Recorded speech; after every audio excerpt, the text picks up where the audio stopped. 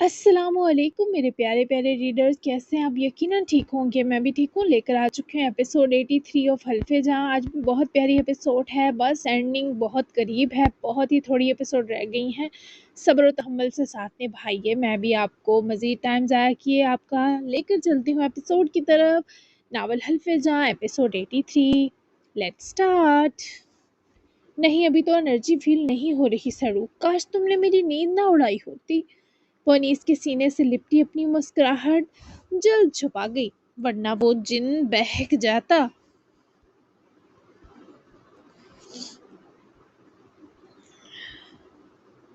میں ایک اور ڈوز دوں انرجی کی؟ انیس نے شریر انداز میں ارشیا کے نازک وجود کو اپنی بازوؤں میں بھینچا تو وہ ذرا سا چہرہ روبرو کیے سے گھری۔ حیا کی لالی ارشیا کی آنکھوں کی طرف پھیلی بآسانی دیکھی جا سکتی تھی۔ تم میرے سامنے رہو، یہ بھی انرجی دے گا۔ ڈوز کی ضرورت نہیں، بلکہ پہلے والا صدمہ ابھی ہضم نہیں ہوا۔ ارشیا کے شرمانے کو دیکھ کر انیس کو زیادہ پیار آ رہا تھا۔ تم شرماتے ہوئے بالکل موسمی پھول ہو جاتی ہو میری جان، یہاں آؤ۔ اس بار انیس نے پوری حلاوت سے اپنے سینے لپٹایا، جیسے وہ دو نہیں ایک ہی جسم بن گئے ہوں۔ اور یہ اثر انیس، یہ کیا ہے؟ کیا سچ میں وہ تمہارا بھائی ہے؟ ابھی تک ارشیا کی آنکھیں بھیگی تھیں، صدمات ابھی جاری و ساری جو تھے، خاص کر اثر زمان والا صدمہ۔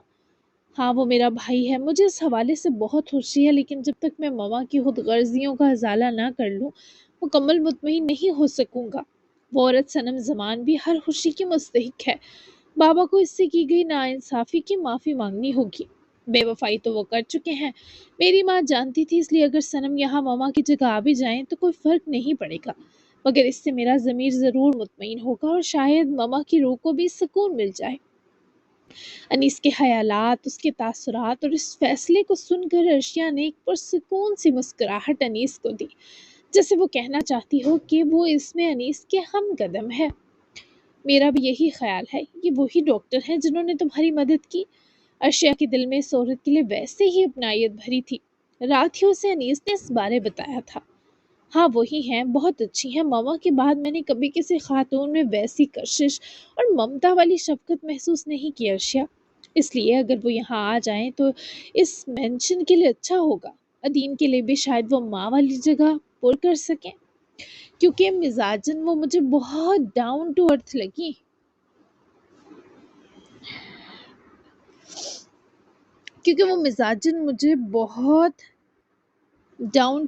لگی۔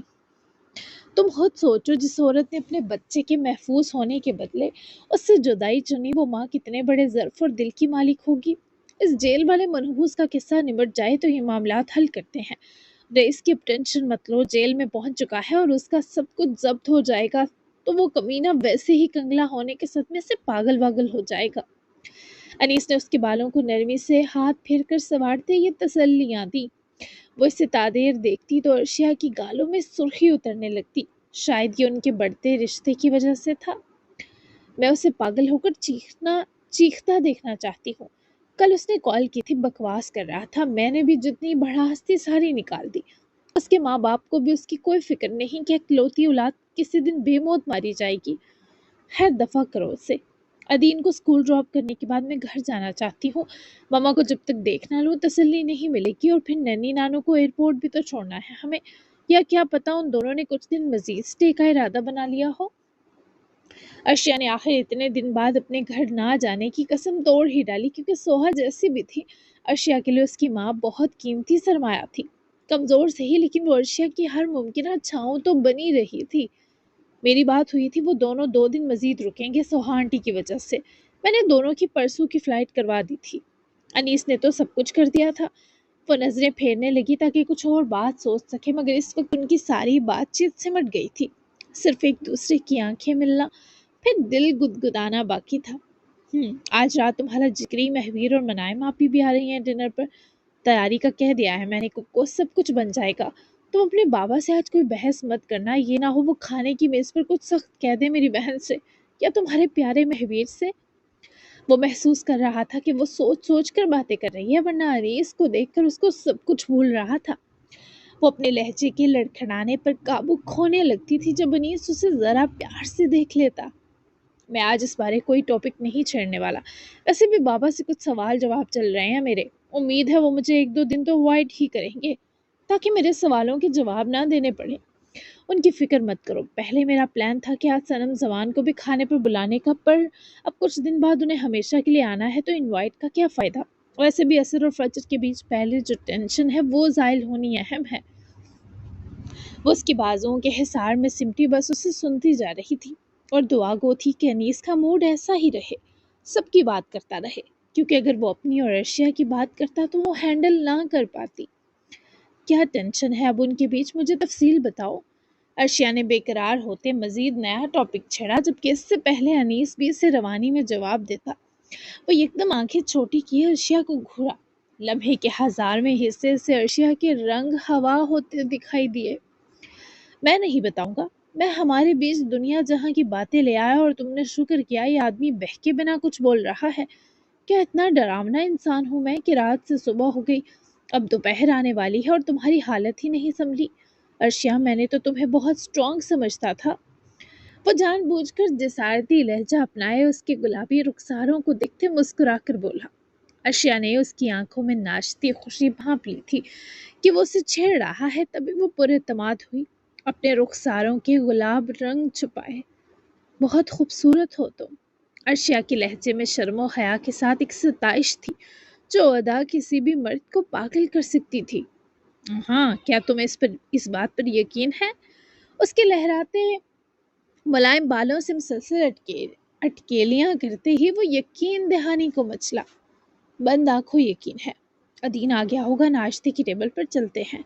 انیس نے مسکرا کر سر ہلایا اور ارشیا کی رخسار پر جھکتے پیار کیا۔ وہ چھوئی موئی سی ہو کر بلش کی اور انیس کے ساتھ ہی نیچے آئی۔ ادین صاحب بالکل تیار تھے، تب ان لوگوں نے بس 10 منٹ میں ناشتہ ہی کیا۔ فجر اور عصر نے بھی مسکراتے چہروں کے ساتھ ان تینوں کو نکاح کی آمادگی والی خبر سنا کر مزید مسرور کر دیا۔ نکاح کل دوپہر کے وقت طے پایا تھا، البتہ ابراہیم الوی ناشتہ کیے بنا ہی فیکٹری نکل چکے تھے۔ انیس کا اندازہ بالکل درست تھا کہ وہ اسے ہر ممکنہ نظر انداز کرنے والے ہیں۔ ادین کو اسکول ڈراپ کرنے کے بعد ارشیا اور انیس سوہا سومرو کی طرف گئے۔ سوہا کے سر پر ہلکی پھلکی خراشیں اور بڑے بی پی کے کچھ سائیڈ ایفیکٹس ہوئے تھے، لیکن اب وہ بالکل ٹھیک تھی۔ ارشیا کو دیکھ کر تو اس کی ویسے ہی ساری تکلیف دور ہو گئی۔ جب وہ آ کر ماما کے گلے لگی، ساری رنجیدگی اور رنجش مٹ گئی۔ لذیذ اور شماس صاحبہ کو بھی قرار ملا ارشیا سے مل کر، جبکہ سوہا اگر سلامت تھی تو بروقت انیس کی بھیجی مدد کے سبب، اور وہ انیس کی بہت شکر گزار تھی کہ اللہ نے داماد کی صورت سگے سے بڑھ کر بیٹا دیا ہے۔ وہیں ادین لگ بھگ 12 تک کمرے سے نکلا۔ وہیں یمل لگ بھگ 12 تک کمرے سے نکلا۔ اس کا پورا وارڈروب اس کے نئے کپڑوں سے بھرا تھا، تو اس نے نہا کر انہی میں سے ایک لوز ٹراؤزر اور سویٹ شرٹ پہنی۔ جوگس پیروں پر چڑھائے بال بے ترتیب بنا سلجھائے ہی رکھتا وہ اپنے کمرے سے نکلا ہی کہ کچن سے فاطمہ باہر آئی۔ وہ اپنے کمرے یمل کو دیکھتے ہی وہ اس کی طرف آئی اور بنا یمل کی اجازت اسے اپنے گلے لگایا۔ میرا بچہ اٹھ گیا، میں خود ناشتہ بنا رہی ہوں۔ ویسے تو مجھے اندازہ ہے کہ تم کیا کھاتے ہو، لیکن پھر بھی اپنی پسند بتا دو۔ کیا کچھ اسپیشل کھائے گا میرا بیٹا؟ وہ بھی کچھ ہاس نہ پگھلا اور فاطمہ نے روبرو ہوتے ہاتھ کی انگلیاں یمل کے بالوں میں پھیرتے اس کے بال سلجھائے۔ اس پر بھی یمل تھوڑا بے چین ہوتا نظر آیا۔ میں صرف 2 بریڈ اور ایپل جیم لوں گا اور کچھ نہیں، مجھے زیادہ بھوک نہیں۔ وہ فاطمہ کے ہاتھ اپنے چہرے سے پکڑ کر دور کرتا جا کر ڈائننگ ہال میں داخل ہوئے پہلی ہی کرسی سنبھال کر بیٹھا۔ فاطمہ نے اپنے خالی ہاتھ دیکھے، پھر مسکرا کر وہ ادین کی طرف آئی۔ یہ سب ڈائننگ ہال کی حدود سے پرے کھڑے شمس الدین دیکھ رہے تھے۔ لیکن میں نے آملیٹ بنایا ہے، انڈے ابالے ہیں، آلو والے پراٹھے بھی بنا رہی ہوں، وہ سب کون کھائے گا؟ یمل نے بریڈ کی ٹوکری سے 2 بریڈ اٹھا کر اپنی پلیٹ میں رکھی، پھر چھری کی مدد سے اس نے ایپل جیم کا کھلے جار میں چھری ڈبو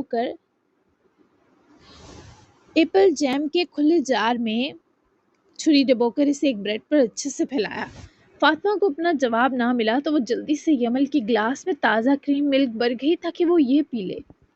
میں نہیں کھاؤں گا، نہ میں دودھ پیتا ہوں، اگر کوئی جوس ہے تو وہ دے دیں۔ یمل نے دوسری بریڈ پہلی بریڈ کے اوپر رکھ کر جوڑتے اپنے ہاتھ میں لے کر ایک بائٹ لی۔ فاطمہ نے اسی کو غنیمت سمجھتے یمل کو مجبور نہ کیا اور اس کے لیے سیب اور مالٹے کا مکس تازہ جوس گلاس میں بھر گئی۔ شمس الدین بھی اندر داخل ہوئے۔ قریب آ کر شفقت کے سنگ یمل کے سر پر ہاتھ پھیرتے جھک کر اس کا سر چوما اور دوسری کرسی پر بیٹھے ہی کہ ملازم انہیں بھی ناشتہ سرو کرنے لگا، جبکہ یمل کے تاثرات ہنوز پتھریلے تھے۔ نیند ٹھیک آئی میرے شیر کو؟ شمس الدین کے نرمی سے مخاطب کرنے پر وہ بریڈ کا نوالا چبانے کے بیچ ہی نانا کی جانب گردن گھما گیا۔ نہیں سو پایا، نئی جگہ تھی اور قدرے پر آئی بھی۔ ارشیا پی کے گھر تو مجھے پہلے دن بھی نیند آ گئی تھی۔ یمل کے منہ سے ارشیا کے لیے اتنی محبت سنے شمس الدین تو مسکرا دیے، البتہ ساتھ ہی بیٹھی فاطمہ کا ضرور منہ بنا۔ اب تم یہاں بھی عادت بناؤ، آ جائے گی نیند، اگر کہو تو میں سو جاؤں کل تمہارے پاس۔ یمل، ماما کے پاس تو سب کو نیند آ جاتی ہے۔ فاطمہ کی ممتا بری بناوٹی سی پیشکش سنتے ہی یمل نے نفی میں سر ہلایا۔ نہیں، مجھے اکیلے سونے کی عادت ہے، اگر آپ ساتھ سوئیں تو میں رہے سہے سکون و آرام سے بھی جاؤں گا۔ وہ دونوں ہی یمل کی بے اتنائی پر دکھی سے ہوئے۔ اسی لمحے ڈائننگ ہال کے دروازے پر قدموں کی آہٹ ہوئی اور عاصم اندر داخل ہوا۔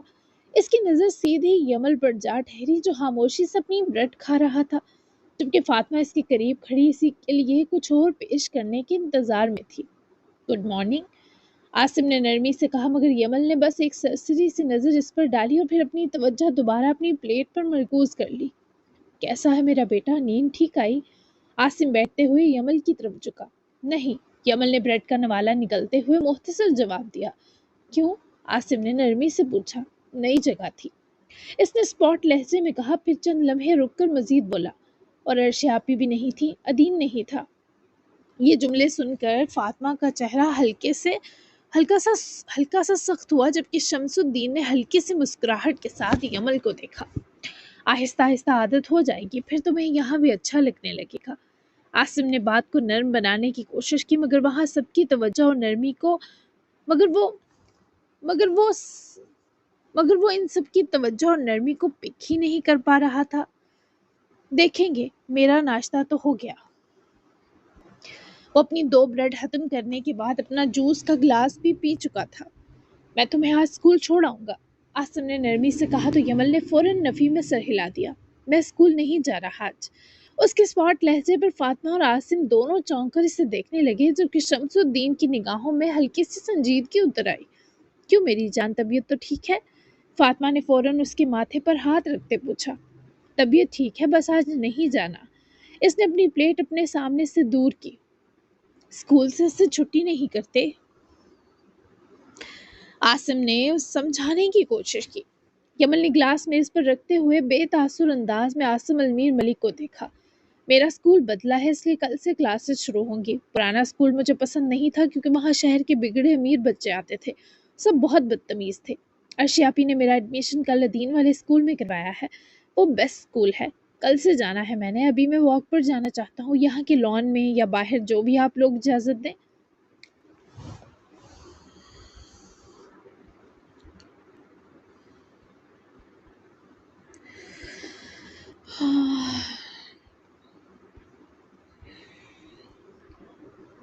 وہ تفصیلاً بولا۔ اکیلے؟ شمس الدین کو شدید فکر ہوئی۔ جی، مجھے اکیلے واک کی عادت ہے، وہ دو بدو بولا۔ میں تمہارے ساتھ چلتی ہوں، فاطمہ نے فوراً نرمی سے کہا تو یمل نے نفی میں سر ہلایا۔ نہیں، میں اکیلا ہی جاؤں گا۔ وہ بضد تھا۔ ٹھیک ہے، مگر گارڈ ساتھ جائے گا۔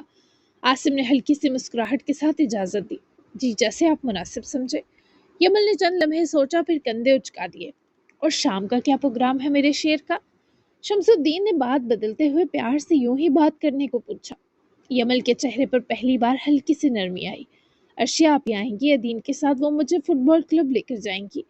یہ سن کر فاطمہ کے چہرے پر ہلکی سی ناگواری ابھری، مگر اس نے کچھ نہ کہا، جبکہ عاصم خاموشی سے یمل کو دیکھتا رہا۔ اچھا، شمس الدین نے مسکراتے ہوئے کہا، تو پھر شام کا انتظار کرتے ہیں، ابھی تم واک پر جاؤ۔ یمل نے ہلکا سا سر ہلایا، کرسی پیچھے کی اور اٹھ کھڑا ہوا۔ میں تیار ہو کر آتا ہوں۔ اس کے جاتے قدموں کو تینوں خاموشی سے دیکھتے رہے اور ہر ایک کے دل میں الگ الگ سوچیں جنم لے رہی تھی، لیکن ابھی وہ کسی طور رضامند ہوتا دکھائی نہیں دے رہا تھا۔ اور تبھی عاصم کا فون کال کی ٹون سے بج اٹھا۔ یس، عاصم نے ان باپ بیٹی کے سامنے ہی کال پک کی۔ کیا مطلب، سچ میں وہ ٹھیک ہے؟ عاصم یکدم پریشان ہو گیا تھا۔ جی، رئیس کا تمام پیسہ، اس کا گھر قانون نے ضبط کر کے سوہا سومروں کے حوالے کر دیا۔ اس نے جو سوہا صاحبہ پر قاتلانہ حملہ کرنے کی کوشش کی، اس سلسلے میں اسے ریسٹ بھی کر لیا گیا ہے۔ سوہا صاحبہ ٹھیک ہے سر، وکیل نے تفصیل فراہم کی تو عاصم کی پریشانی میں واضح کمی آئی۔ ٹھیک ہے، وہ اب جیل سے باہر نہیں نکلنا چاہیے، سمجھ گئے؟ عاصم کے لہجے کی سختی پر ان دونوں باپ بیٹی نے ایک دوسرے کی طرف تجسس بھری نگاہوں سے دیکھا۔ سمجھ گیا سر، انیس غانم کا دوست ہے وہ انسپکٹر جو یہ معاملہ دیکھ رہا ہے، اس پر سخت چارجز لگنے کی خبریں ملی ہیں مجھے۔ آپ کا داماد ہے نا غالباً وہ؟ وکیل نے جسے یقین دہانی چاہی اور عاصم کو خوشی سے محسوس ہوئی۔ ہاں بالکل، مجھے اپڈیٹ دیتے رہنا۔ اور طلاق ہوئی اس کی یا نہیں؟ یہ سوال جب عاصم نے پوچھا، اس پر فاطمہ کے جبڑوں میں آتا تناؤ بھی آیا تھا، کیونکہ اس سے اس عورت کو اندازہ ہو گیا کہ کیا بات چل رہی ہے۔ وہ پیر پٹک کر وہاں سے چلی گئی۔ نہیں، وہ نہیں ہوئی، نہ سوہا صاحبہ نے ایسی کوئی ڈیمانڈ کی ہے، شاید وہ اس کی موت کی منتظر ہے۔ وکیل کے اندازے پر عاصم کی آنکھوں میں ایک چمک سی آئی۔ میری دعا ہے وہ اپنے اس انتظار کو ثمر بار ہوتا دیکھے، بعد میں بات کرتا ہوں۔ عاصم نے یہ کہہ کر رابطہ توڑا، فون میز پر رکھا ہی کہ شمس الدین کی نظروں میں خود کو پائے وہ متوجہ ہوا۔ میں تم سے اہم بات کرنا چاہتا ہوں، لیکن یہ بات میرے اور تمہارے بیچ رہنی چاہیے عاصم۔ شمس الدین کی تمہید اور ان کی پریشانی دیکھتے ہوئے عاصم نے فوری سر ہلایا۔ ٹھیک ہے بتائیں، میں سن رہا ہوں۔ عاصم نے بہت مؤدب ہوتے انہیں سب کہنے کی اجازت دی، جس کے بعد شمس الدین نے اسے جانے کیا کہا کہ عاصم کی آنکھوں میں لہو اترا تو شمس الدین کی آنکھیں سرخائی اور آنسوؤں سے بھیگ گئی۔ شاید کچھ ایسا زیر گفتگو ہوا تھا جس نے ان دونوں کو بری طرح بے چین کر دیا تھا، لیکن معاملہ کیا تھا یہ بھی راز رہنے والا تھا۔ مہویر کو اسٹوڈیو میں کچھ انیس کی انٹرنیشنل کلائنٹ سے ملنا تھا، تبھی وہ ناشتے کے بعد چلا گیا، لیکن وہ منائم کو شام 6 بجے تک ریڈی ہونے کا کہہ کر گیا کہ انیس اور ارشیا کی طرف جانا ہے۔ وہ بھی تسلی پا گئی کہ شکر اللہ کا مہویر نے ہاسپٹل جانے کی رٹ تو ختم کی۔ وہی ہزر بھی 1 بجے تک واپس گھر آ کر ریڈی ہو چکا تھا۔ اس کے گینگ نے اس کی اور بیلا کی آج شام اور رات حسین کرنے کا ارادہ بنایا تھا۔ خوب انجوائے کرنا، میں اور منائم بھی مارکیٹ جا رہے ہیں، اسے کچھ نئے کپڑے اور جوتے لینے ہیں۔ بیلا اور تم مل کر آج یہ بھی طے کرو کہ شادی کی تاریخ کیا ہونی چاہیے، اوکے میری جان؟ محراب نے جانے سے پہلے ہزر کو اچھے سے سمجھایا، جبکہ وہ کیا بتاتا کہ وہ محمد سے زیادہ بے قرار ہے۔ اس کی شریر مسکراہٹ ویسے بھی اس کے ارمانوں کا راز کھول رہی تھی۔ اگر اس ابصرا کے روبرو میں ہوش و حواس میں رہا تو ضرور بات ہو جائے گی۔ ہزر نے اپنے نقص اختیار وجی سراپے کو آئینے میں دیکھتے کہا تو عقب سے روم میں آتی منائم بھی مسکرائی۔ دونوں ماں بیٹی اس بیٹے اور بھائی نما چیز کے لچھن صاف صاف دیکھ پا رہی تھی۔ میں نے بھی مہویر کو معاف کر دیا، اب آپ بھی ذرا نرمی برتیں ان کے ساتھ بھائی۔ تھوڑی سی ناراضگی باقی ہے پر وہ یہ بھی جلد دور کر دیں گے۔ ماما بالکل ٹھیک کہہ رہی ہیں، فضول کی ضد نہ کریں اور بیلا کو اپنا بنا لیں جلدی سے۔ منائم کے منہ سے یہ اقرار ہزر کو درکار تھا، وہ آ گیا۔ جبکہ ہزر نے اس کی طرف آتے اپنی بازو کھولتے منائم کو اپنے حصار میں لیا، پھر اس کا سر چوما۔ میری جان، میں دوبارہ تمہاری بے قدری برداشت نہیں کر سکتا، اس لیے مہویر سے اپنا رشتہ درست کرنے میں ہرگز جلدی نہیں کروں گا۔ تمہارے کہنے سے زیادہ مجھے تب یقین آئے گا جب میں ایسا محسوس کروں گا میری خرگوش یہ بات وہ بھی جانتا ہے کہ اس سے نفرت نہیں کرتا، یہ وقتی ناراضگی ہے جو برحق ہے۔ میں خود بھی نہیں چاہتا کہ تم دونوں الگ ہو جاؤ، کیونکہ اس کی سب ناانصافیوں کے باوجود وہ ایک بہترین انسان ہے۔ اچھے انسانوں کی آنکھیں دل اور موجودگی بولتی ہے، اور یہ ہم سب جانتے ہیں وہ ایسا ہی ہے، لیکن میرے دل کو تسلی ملنے میں ابھی وقت لگے گا۔ ہزر کی بات میں دم تھا جس کا اقرار محراب اور منائم دونوں کی آنکھیں کرتی نظر آئیں۔ ٹھیک ہے بھائی، جیسا آپ چاہیں، بیلا کو میرا پیار دیجیے گا۔ وہ مسکرائی تو ہزر نے شریر انداز میں پہلے اسے پھر ماما کو دیکھا۔ میرا تو پیار امڈ امڈ کر اٹھتا ہے، پر کیا کروں، ابھی کنٹرولڈ عاشق ہوں، میری مجبوری سمجھیں آپ حسین خواتین۔ خیر سے جائیں، کارڈ چاہیے میرا؟ ہزر کی شوہیاں ہی اس گھر کی رونق تھی۔ کارڈ والی آفر پر منائم نے پہلے تو کارڈ دبوچنے کا سوچا، پھر ترس کھا کر نفی کر گئی۔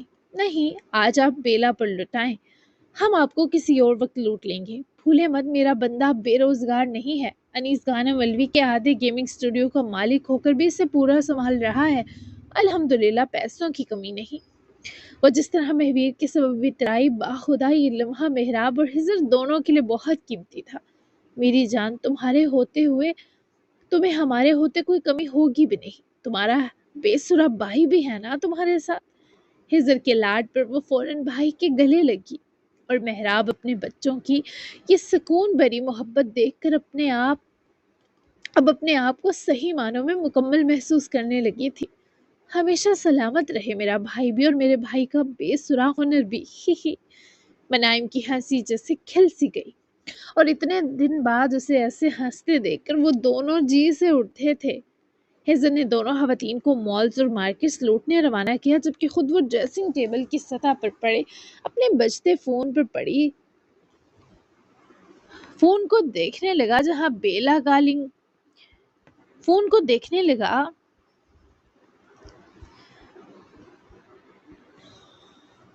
جہاں بیلا کالنگ لکھا نظر آ رہا تھا۔ یس سویٹ کان، کیا تم ریڈی ہوئی ہو؟ ہزن نے اپنے بالوں پر ہاتھ پھیرتے پھر بالوں میں انگلیاں داخل کرے انہیں میسی سا بکھیرتے پوچھا۔ جی ہو گئی، ساڑی پہنی میں نے۔ وہ ڈارک اولیو کلر کی ساڑی میں ملبوس بس کاؤچ پر بیٹھی ہزر کا ہی ویٹ کر رہی تھی۔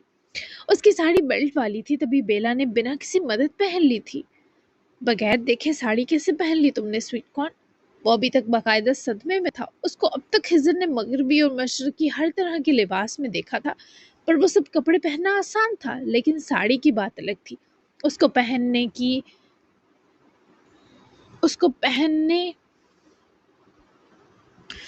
پہننے کی باریکی، اس کو سنبھالنا، اس میں اپنا فگر اچھے سے چھپانا، بہت سے مرحلے تھے جن کی فکر ہزر کی جان لے رہی تھی۔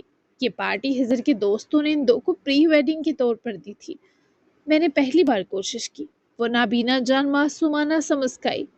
اچھا سنو، جب تک میں آ کر تمہیں خود نہ دیکھ لوں، تسلی نہ کر لوں اپنی کہ تم اس ساڑی میں اچھے سے چھپی ہو، تب تک کمرے سے مت نکلنا۔ وہ جانتا تھا وہ اس کی آنکھیں ہیں، پر باخدا وہ لڑکی تو اس پر محسوس بھی کر اٹھی کہ واقعی اس کی بنائی اب یہ شخص بن گیا ہو۔ اور سنو، اگر پاؤں میں سینڈل پہننے میں مسئلہ ہو تو ننگے پاؤں ہی رہنا، میں آ کر خود پہنا دوں گا۔ ہیزر کی فکر مندی پر بیلا ہلکے سے ہنس دی۔ میں نے پہن لی ہے، لیکن شاید ٹھیک سے سٹیپ بند نہیں کر سکی۔ وہ اس کے لیے اس کے حصے کا کام الگ سے رکھ چکی تھی۔ بس وہیں رک جاؤ سویٹ کارن، زیادہ حرکت مت کرنا، اس نے جسے حکم دیا۔ میں کہیں نہیں جا رہی ہیزر، آپ کے بغیر حوصلہ کریں۔ بیلا نے نرم لہجے میں ہنستے اس شخص کی بے تابیوں پر چوٹ کی۔ نہیں مل رہا حوصلہ جب سے سنا کہ تم نے ساڑی پہنی۔ اف، بس میں نکل رہا ہوں تمہاری طرف۔ ہزر نے اپنی تیاری مکمل کرنے کے بیچ اپنی بے قراریاں بھی سمیٹی۔ ہزر، میں اچھی لگ رہی ہوں گی نا؟ اس سوال میں ایسی ہلکی سی جھجک اور انجانا سا خوف تھا کہ ہزر کا دل ایک لمحے کو ٹھہر سا گیا اور جسے سانس لینا بھول گیا۔ تم کبھی مجھے بری لگ سکتی ہو؟ اس نے دھیمی آواز میں محبوبانہ پن سے سوال کیا تو بیلا بلش کی۔ نہیں لگ سکتی۔ اس لڑکی کے لہجے میں بلا کا یقین تھا۔ بس مجھے دیکھ لینے دو، پھر بتاؤں گا کہ کتنی اچھی لگ رہی ہو۔ بیلا نے اپنے ہاتھوں سے ساڑی کا پلو ذرا سا سنبھالا، جیسے واقعی وہ خود کو چھپانے کی کوشش کر رہی ہو۔ اس کے ہونٹوں پر بے ساختہ مسکراہٹ تھی۔ میں انتظار کر رہی ہوں۔ وہ اس کو اور تڑپا رہی تھی۔ بس کچھ منٹس۔ ہیزر نے فون بند کرنے سے پہلے حوصلہ دیا۔ اور ہاں، دروازہ لاک رکھنا، کیونکہ پہلے میں تمہیں دیکھنا چاہتا ہوں، سمجھی؟ ہزر کے استحقاق سچ میں جان نکال رہے تھے۔ ٹھیک ہے، وہ مان سے مسکرائی۔ کال بند ہوتے ہی ہزر نے جلدی سے اپنا فون ڈریسنگ ٹیبل پر رکھا، کوٹ اٹھا کر پہنا، پھر فون اور گاڑی کی کیز لیں اور تیزی سے کمرے سے باہر نکل گیا۔ اس کے قدم غیر معمولی عجلت لیے ہوئے تھے، جیسے اسے واقعی ڈر ہو کہ کہیں بیلا ایک قدم بھی آگے نہ بڑھا دے۔ ادھر بیلا کاؤچ پر بیٹھی خاموشی سے اپنے دل کی دھڑکن سن رہی تھی۔ اس نے ہلکے سے اپنا ہاتھ دل پر رکھا۔ دل بہت تیزی سے دھڑک رہا ہے، وہ پاگل ہی ہوتے جا رہے ہیں مجھ عام سی لڑکی کے لیے۔ وہ آہستہ سے بڑبڑائی، پھر خود ہی مسکرا دی۔ یہ 30 منٹ کا انتظار دونوں طرف جان لیوا تھا۔ اس انتظار کے کچھ ہی لمحوں بعد بیلا کے روم کے دروازے پر دستک ہوئی، جسے وہ لاک کر چکی تھی۔ بیلا فوراً سیدھی ہو کر اٹھ کھڑی ہوئی۔ ہزر، وہ اس جانب آنکھیں پھیرتی مدھم سا بڑبڑائی۔ ہاں، دروازہ کھولو۔ بیلا احتیاط سے چل کر دروازے کی طرف بڑھی، کیونکہ اس کی ہیل کی سٹرپس بہت ڈھیلی تھیں تو چلنا مشکل ہوا۔ اس کے قدم آہستہ تھے، مگر چہرے پر انجانی سی مسکراہٹ تھی۔ دروازہ کھلتے ہی ہزر کی نظر اس کے پیچھے ہٹنے پر اس کے مہکتے سجتے سراپے پر پڑی، اور وہ واقعی چند لمحوں کے لیے ساکت رہ گیا۔ ہزر کے دل کی دھڑکن ہی تھم کر رہ گئی۔ डार्क ऑलिव साड़ी में वो तराशीदा मूरत लिपटी थी, हल्के से बिखरे बाल और मासूमियत से लबरेज चेहरा, उसकी जानिब ही अटकी बेनूर आंखें, जैसे अगर इनमें रोशनी होती तो वो इन आंखों से हिजर मलिक को इतना देखती जितना देखा जा सकता था। हिजर ने बेख्तियार एक कदम इस होश रुबा लड़की की तरफ बढ़ाया जिसकी सांसें बेतरतीब सी थीं, बस ये सोचकर कि हिजर वहां है। वो शख्स यूं था जैसे उसे यकीन ही ना रहा हो कि इसके सामने खड़ी लड़की वही बेला है जो अभी कुछ देर पहले फोन पर उससे बात कर रही थी। ये तो कोई हसीन मूरत थी, कोई हुस्न का पैकर, कुदरत का शाहकार। स्वीट कॉर्न, उसके लबों से बेखुद सी सरगोशी निकली। बेला ने उसके करीब आते कदमों की चाप पहचान ली। इसके होंठों पर हल्की सी मुस्कुराहट उभरी। आप आ गए? वो खुशी से हमकती आवाज में उसे पुकारी। लेकिन तुमने ये क्या कर दिया है मेरे साथ? हिजर ने धीमी आवाज में बड़बड़ाते कहा। इसकी गहरी निगाहें इस लड़की के वजूद पर ठहरती और गड़ती जा रही थी। बेला ने उलझन से अपने हाथ आपस में जोड़ते मरोड़ लिए। क्या अच्छी नहीं लग रही हूं मैं? इस सवाल में हल्की सी घबराहट थी, जैसे वो इसके जवाब से वाकई खौफजदा हो। हिजर ने फौरन सरनफी में हिलाया और इसके करीब आकर इसके पल्लू को हल्के से संभाला जो इसके नाजुक से कंधे से ढलकने को था। इतनी खूबसूरत लग रही हो कि मुझे खुद पर शक होने लगा है कि तुम्हें पार्टी में ले जाना चाहिए भी या नहीं। मैं तो तुम्हारे सिवा कहीं देखने लायक ही नहीं। बेला की गालों पर हल्की सी सुर्खी खिजर के अल्फाज पर उभरी। वो शर्म से नजरें झुका गई। मैंने पहली बार पहनी है, शायद ठीक ना हो। वो हफीफ सा हिचकिचाई। बिल्कुल ठीक है। हिजर ने इसकी बेल्ट वाली साड़ी के प्लेट्स दुरुस्त करते हुए तारीफी जुमला उछाला। वो उसकी कलोन की महक पर मदहोश सा मुस्कुरा उठी। बस थोड़ी सी एहतियात चाहिए थी और वो काम भी मैं कर देता हूँ। मैं किस काम आऊंगा? वो अपने जज्बरे यकीन बख्शता बोला और खड़ी बेला के पास ही घुटनों के बल बैठ गया और बेला की ढीली हील की स्ट्रिप्स को आहिस्तगी से दुरुस्त करने लगा। बेला का दिल बेतरतीब धड़कने लगा। उसने बेहतियार सोफे का किनारा थाम लिया, वरना वो उसके हाथों के लम्स पर चकरा कर गिरने लगती। हिजर, वो इसी दीवानगी से उसे पुकारी। वो मसरूफ सा बोला। आप वाकई पागल होते जा रहे हैं। हिजर हल्का सा मुस्कुराया, उसकी हील्स की स्ट्रिप्स बंद करके दोबारा अपने पूरे वकार के संग उसके सामने खड़ा हुआ और उसके चेहरे के करीब आकर ठहर गया जो उसकी इतनी नजदीकी भांप कर सुर्खरू सी हुई। हाँ, और इस पागलपन की वजह तुम हो। बेला ने हल्के से सांस भरी जैसे इसके अल्फाज ने इसे अंदर तक छू लिया हो। हिजर ने इसके बिखरे बालों को आहिस्ता से कान के पीछे किया, फिर चंद लम्हे उसे देखता रहा। अगर तुम देख सकती तो जान पाती कि तुमने आज मेरे दिल का क्या हाल किया है। बेला की पलकें हल्की सी झपकी। इसके होंठों पर धीमी मुस्कुराहट फैल गई। मैं देख नहीं सकती लेकिन महसूस कर सकती हूँ, और आप अभी भी मुझे इसी तरह दीवानगी से देख रहे हैं। हिजर ने गहरी सांस ली, फिर आहिस्तगी से इसका हाथ अपने हाथ में लेकर अपने सीने पर रखकर अपने हाथ तले दबाया। हाँ, और हमेशा देखता रहूंगा। तुम मेरी सांसें भारी कर देती हो। इतनी खूबसूरत हो यार, मैं पागल ना हो तो क्या करूं? बेला के होंठ हल्के से कपकपाए। इसने अपने हाथ के नीचे हिजर के सीने की बेतरतीब धड़कन महसूस की तो इसकी अपनी सांस भी उलझ सी गई। आपकी धड़कन बहुत तेज है, वो धीरे से डरे हुए बोली। हिजर ने हल्की सी मुस्कुराहट के साथ इसका हाथ और मजबूती से अपने सीने पर दबा लिया। ये तुम्हारा कसूर है। बेला ने सर जरा सा झुका लिया। इसके गालों पर फैली सुर्खी और गहरी हो गई। मैंने तो कुछ भी नहीं किया, वो मासूमियत से बोली। यही तो मसला है बेला हावर। हिजर ने धीमी आवाज में इकरार किया। तुम कुछ किए बगैर ही सब कुछ कर देती हो। बेला के होंठों पर बेहतियार मुस्कुराहट उभरी। इसने अपनी उंगलियां समेटी मगर हिजर ने इसका हाथ नहीं छोड़ा। अब एक कदम चलो, देखो तो सही तुम इस साड़ी में चल कैसे रही हो। बेला ने हल्की सी घबराहट से सर उठाया। मैं गिर ना जाऊं, वो डरी। मैं हूं और मैं गिरने कैसे दूंगा अपनी कायनात के सहम हिस्से को। हिजर ने इसका दूसरा हाथ भी थाम लिया। वो यूं थी जैसे उसी के सहारे आ गई हो। बेहद प्यारी हो तुम मुझे। बेला के लबों से हल्की सी हंसी निकली। इसने एहतियात से एक कदम आगे बढ़ाया, फिर दूसरा। साड़ी का पल्लू हल्के से लहरा गया। हिजर की निगाहें इस पर ही जमी रही जैसे वो हर लम्हा इसके वजूद को याद में महफूज कर रहा हो। बस मजीद मत चलो, वो अचानक जबर में बोला। क्यों? बेला रुक गई। क्योंकि अगर तुमने मजीद एक कदम भी लिया तो शायद मैं तुम्हें पार्टी में ले जाने का इरादा बदल दूं। बेला के गाल उसकी शोखी पर सुर्ख हो गए। मैं अब आपके साथ ही चलूंगी। बेला के मुस्कुराने की देर थी कि हिजर ने उसका हाथ अपने हाथ में लिया। थैंक यू, मेरी जिंदगी को बोरिंग से दिलनशीं बनाने के लिए। बेला के होंठों पर ठहरी मुस्कुराहट गहरी हो गई। इसने धीरे से सर झुका लिया। मैंने कुछ हास नहीं किया हिजर अब तक। हिजर ने इसके हाथ पर अपनी गिरफ्त मजबूत की। तुम्हारा होना ही हास है। पहले मेरी जिंदगी बस चल रही थी, अब जीने का दिल चाहता है। बेला के कदम हल्के से ठटके। इसने जैसे इसके लफ्जों को अपने अंदर उतार लिया। और अगर कभी मैं ना रही तो? ये सवाल बेहतियार इसके लबों से निकला, मगर अगले ही लम्हे हिजर रुक गया। इसकी गिरफ्त बेला के हाथ पर जरा सी सख्त हुई। ऐसा कभी मत कहना। उसका लहजा गैर मामूली संजीदा हो गया। मैं तो बस। बेला ने हल्के से चौंक कर सर उठाया, जैसे इसकी संजीदगी महसूस कर ली हो। नहीं। हिजर ने धीरे से उसकी बात काटी। तुम मेरे साथ और हमेशा रहोगी, मैं तुम्हें कहीं जाने नहीं दूंगा। बेला के दिल में अनजानी सी नरमी उतर आई। इसने हल्के से मुस्कुराकर सर हिला दिया। अच्छा, आप चलें, वरना आपकी पार्टी वाले कहेंगे, कहीं ये ना समझें कि दुल्हन भाग गई। हिजर हल्का सा हंसा, फिर इसके कंधे पर पल्लू दुरुस्त करते हुए आगे बढ़ा। अगर तुम भाग भी गई तो पूरी दुनिया छान मारूंगा, फिर भी तुम्हें ढूंढ लूंगा।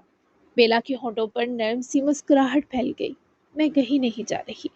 हिजर ने दरवाजा खोला, एक हाथ से इसका हाथ थामे और दूसरे से इसके कदमों का ख्याल रखते हुए आहिस्तगी से उसे बाहर ले आया। उनकी मंजिल साफ और पुरनूर लग रही थी। वो साथ बेहद प्यारे लग रहे थे। हिजर ने ब्लैक ड्रेसिंग की, जबकि उसकी बेला डार्लिंग भी सी डार्क कलर में बेहद दिलरुबा लग रही थी। जी जनाब, तो कैसी लगी आज की एपिसोड? अब आपको एपिसोड 30 ही मिला करेंगी, क्योंकि इससे ज़्यादा मैं लिख नहीं सकती। एक तो रूटीन सख्त, ऊपर से जो है वो मौसम बदल चुका है। तो आपको पता है ठंड थी तो बंदा लिख भी लेता था बिस्तरों में घुस कर या करके। गर्मी है और गर्मी में के काम भी ज़्यादा होते हैं। गर्मी में बहुत सारे एक्स्ट्रा वर्क हो जाते हैं और बहुत सारी चीज़ें ऐसी हो जाती हैं जो हमें एक्स्ट्रा करनी पड़ती हैं। और दूसरा, स्पीड लिखने की कम होती है। मूड स्विंग्स बहुत सारे होते हैं गर्मी की वजह से, मौसम के बदलाव की वजह से। तो कभी कभी दिल भी उदास हो जाता है, दिमाग ब्लैंक हो जाता है। तो ये सब चीज़ें भी मद्देनज़र रखनी पड़ती हैं। तो मिलते हैं नेक्स्ट एपिसोड में कल। तब तक के लिए अल्लाह हाफिज़। दुआ में याद रखिएगा, अपना प्यारा सा तबसरा देना बिल्कुल मत भूलिएगा। अब से लॉन्ग एपिसोड जो हुआ करेगी वो 40 और 50 की लाइन में हुआ करेगी। नॉर्मल एपिसोड 30 ही हुआ करेगी। Bye bye.